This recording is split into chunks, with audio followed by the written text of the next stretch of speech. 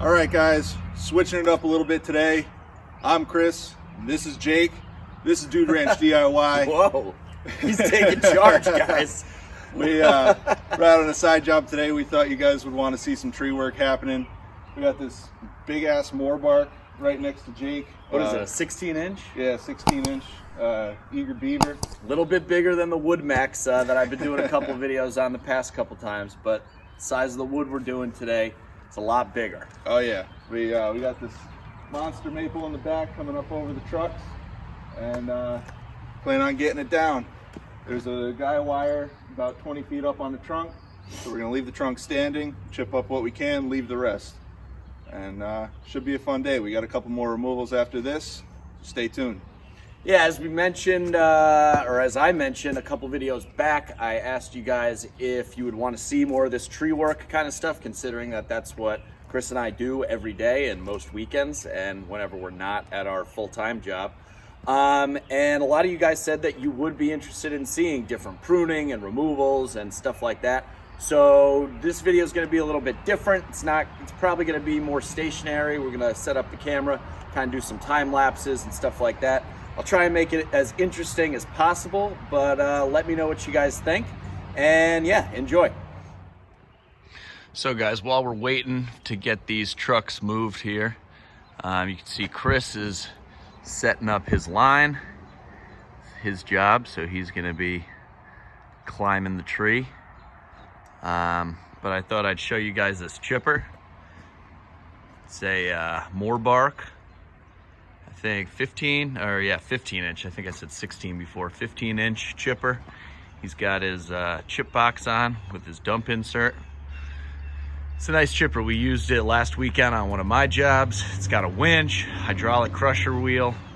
It's a good chipper. I've never used Morbarks really before last weekend.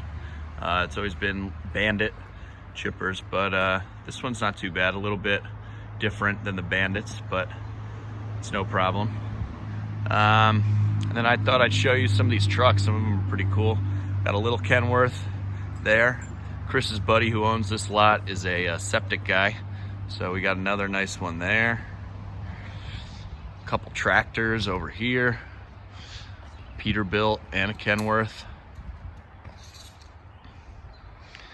Got a service truck over here. A couple more pumpers up there. Triaxle dump, excavator.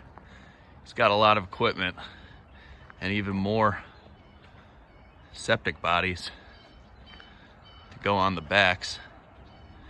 This is my new little commuter car that I picked up just last week. Little Ford Fusion. Does a little bit better on fuel than the pickup, so I've been driving that around when I don't need the truck. And I don't have the tractor on this job, so figured might as well take advantage of the new car. So we should be getting going here in a few minutes once these trucks get moved. And we're gonna be taking down that tree like we said, and then cleaning up along this stone wall here, just raising up. Looks like he keeps some tools and stuff up against it. Stay tuned.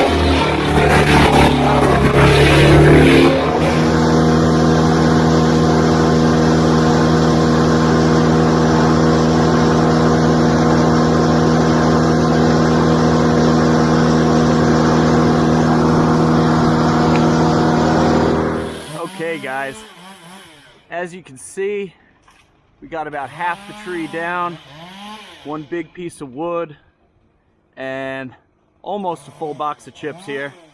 Been trying to do my best to capture everything between the two cameras. The plan now is Chris is going to get these last two tops out of the tree and on the ground. We're going to chip up what we can, and then he's going to have to go dump, and then you know, we'll chip up the rest. But no sense in him coming down to go dump and then have to go back up again. So we'll just stage all the brush here by the chipper, and whatever we can chip, we will. And whatever has to wait till the next load, we'll wait. It's going pretty good. This back leader on the left there, we might need to get a rope in, and I might have to pull it as he cuts it, just because it is leaning into this other maple right here, which I will probably be climbing up to take off some of these lower branches that hang over the fence and this nice Peterbilt and RV over here. So it's just a little update, and we'll keep getting the action. All right, so Chris is making his box there on this front half.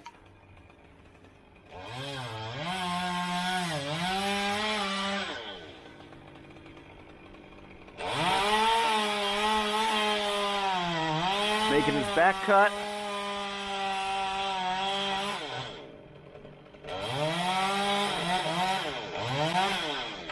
And there she goes.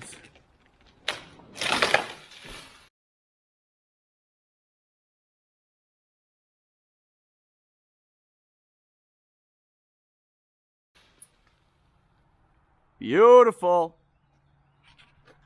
Now I'm going to take the throw ball and set a pull line in this one that leans hard off to the left. That way I can just give it a little bit of, give Chris a little bit of an advantage, and hopefully pull that piece and have it land right where this other one just did. Gotta go.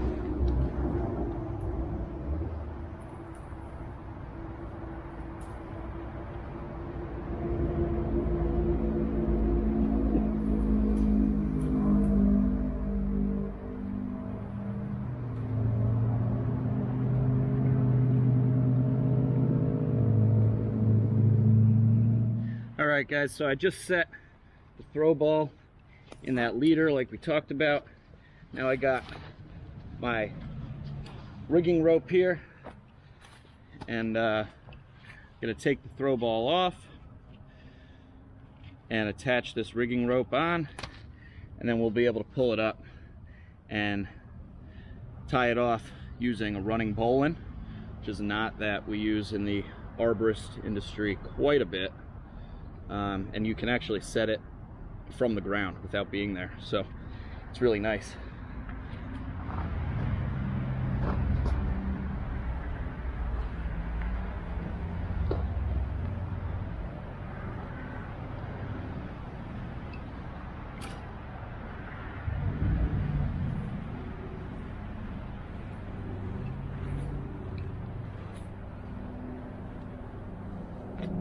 So now that we got this side back down, take off our throw ball, and I'm going to tie what's called a running bowline.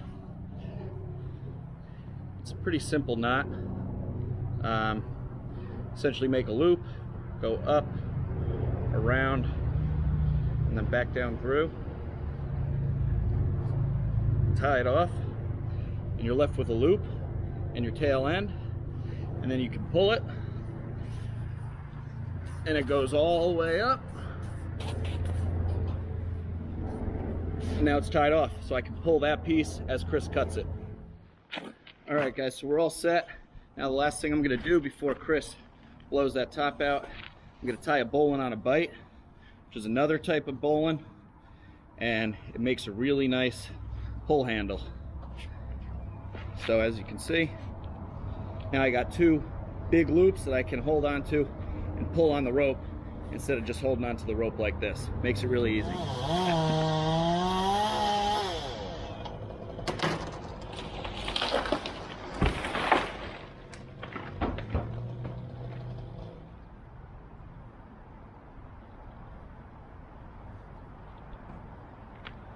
All right, so Chris is up there setting the last pull line. This one is leaning pretty hard over that white fence back there. So we're gonna set the pull line, and then just for a little more mechanical advantage, we're gonna use the winch on the chipper to kind of bend it back towards us. That way it doesn't fall and hit the fence. Whenever we can, we like not to use the winch just because it's another thing that could potentially fail or go wrong. But in this case, that piece, it might be hard to tell on camera, but it's leaning pretty hard. That's why we decided to leave it to handle it by itself instead of taking it with that last big piece. Just gives us a little bit less weight in the opposite direction to have to deal with.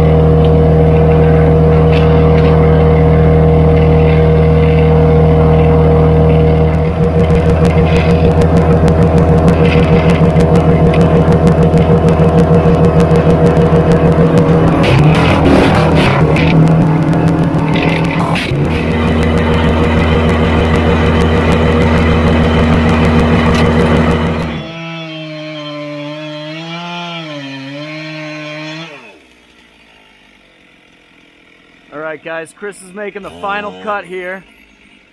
As he said, there's a guy wire in the back leader attached to this telephone pole, so we're not going to flush cut it. We're going to actually leave a stick where the guy wire is.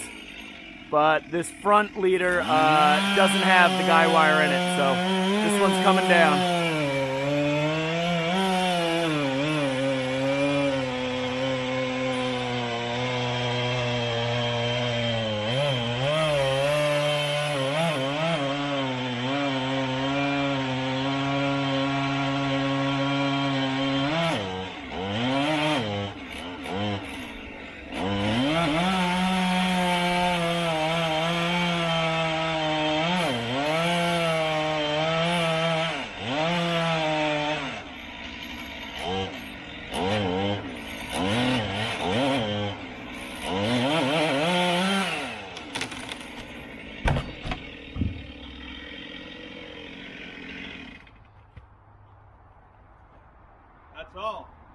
That's it? That's it. All right, well, now that Chris is done with this one, great job. We got a full truck, so he's got to go dump. While he does that, I'm going to set my line up in this maple. Wow, the sun is really bright. And I'm going to take a couple of these lower limbs off just to raise it up, so he's got a little less pollen, leaves, and mess coming on his side of the fence.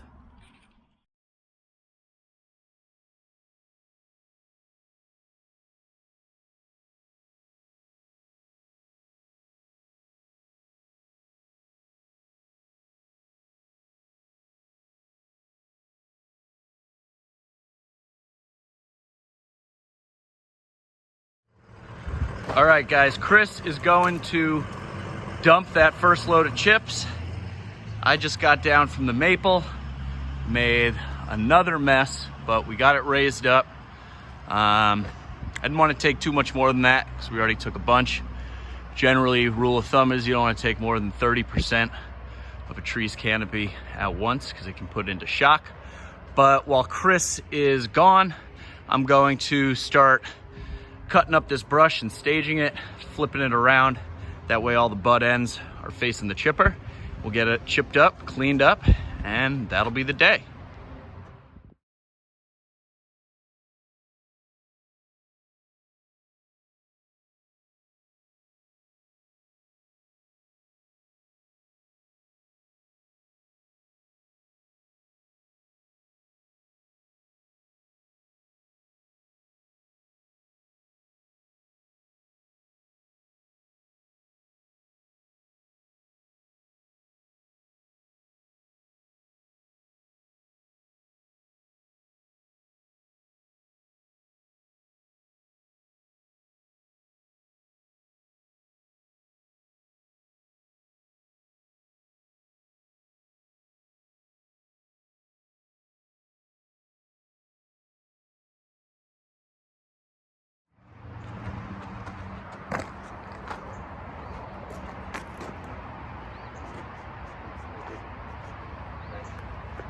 All right, guys, well, there you have it.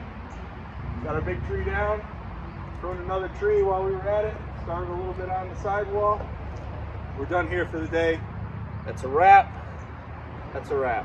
Yep. You did a good job. You Yeah. got that tree down pretty quick. We did. Having the big chipper definitely helped. Huge advantage, especially with the winch on it. Yeah. Having only one guy on the ground and making those big pieces. Oh yeah, the winch is like having two other guys on the ground. It's great. Yeah. And the wood is going to be left here. He has a bunch of excavators and stuff with thumbs, so I'm sure he'll just pick it up and move it wherever he wants. But yeah, that's going to wrap up this one. I'm going to do my best to try and edit it, make it, you know, a little interesting. There was a lot of time lapse and stuff because obviously there's only two of us and there's a lot going on. But let me know if you guys like this kind of video and this kind of stuff. Unfortunately, I forgot the mount that goes on my hard hat to bring the camera up in the tree with me when I was up there. But there'll be more videos in the future if you guys like it. So if you did like it, let me know in the comment section below. Also, give us a big thumbs up. If you haven't done so already, hit the subscribe button. We're getting close to 2,000 subscribers. I know I've been saying it for a while, but we're getting there slowly but surely. Hit that subscribe button. I'm Jake. I'm Chris. This is Dude Ranch DIY. Hope you enjoyed, and we'll see you here next time. Thanks for watching.